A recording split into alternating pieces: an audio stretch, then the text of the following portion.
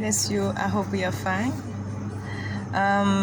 Matthieu 1er verset 16, il dit que Jacob engendra Joseph, l'époux de Marie, de laquelle est né Jésus qui est appelé Christ. Je veux dire à quelqu'un aujourd'hui, tu n'es pas exclu. Tu n'es pas exclu. La semaine passée, le Saint-Esprit me parlait de Marie et me montrait le contexte de la vie de Marie pour dire que tu n'es pas exclu. Marie n'était pas de la lignée de Jésus. Quand tu lis la généalogie de Jésus, il parle de Jacob engendra Joseph. C'est Joseph, l'époux de Marie, qui est de la généalogie de David, le fils d'Abraham. Mais Dieu, comme dans son intention, il a toujours voulu réconcilier le monde avec lui. Donc il a pris quelqu'un qui n'est pas de la lignée pour le connecter, comme il a fait avec nous. Nous ne sommes pas de la lignée biologique d'Abraham, mais nous avons été connectés de cette lignée en Christ Jésus quand nous avons accepté, quand nous avons fait notre confession de foi pour dire par le baptême, par la nouvelle naissance, nous nous sommes connectés. Donc aussi pour dire que si toi maintenant tu es connecté à Christ, si toi maintenant tu as été sauvé, le Seigneur t'a mis dans sa famille. Quand tu vois les autres, tu dois avoir le même cœur. Parce que quelquefois, nous nous enfermons et nous sommes en train de dire, ah ok, cette personne mérite le salut. Cette personne, non. Je peux parler de cette personne à Jésus, mais cette personne, non, je ne crois pas. Non, cette personne-là, on n'entre pas. Parce que cette personne peut-être a un tel comportement.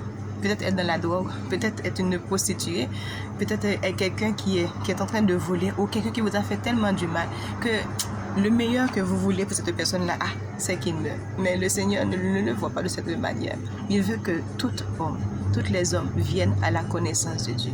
Donc cette personne-là que tu vois, que dans ton cœur-là, tu veux l'envoyer en enfer, cette personne-là peut être sauvée. J'étais en train de lire un livre de Smith Wigglesworth.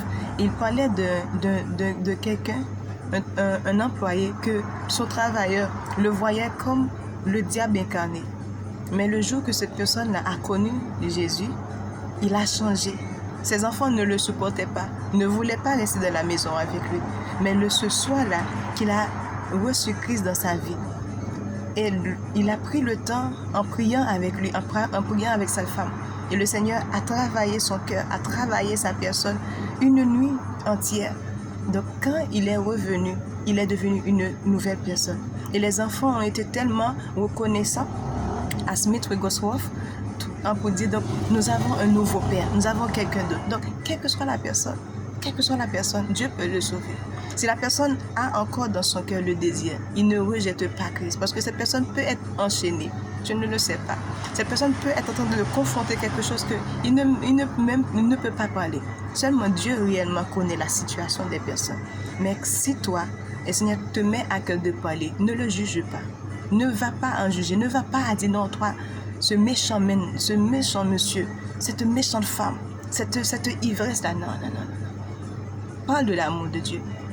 Laisse que le Saint-Esprit fait les autres. Quand il sera convaincu de l'amour de Dieu, tu vas voir que cette personne-là va changer en un autre homme. Dieu n'exclut pas la personne, donc toi aussi, ne l'exclus pas. Parce que Dieu aussi ne t'a pas exclu. Que Dieu te bénisse abondamment. Amen.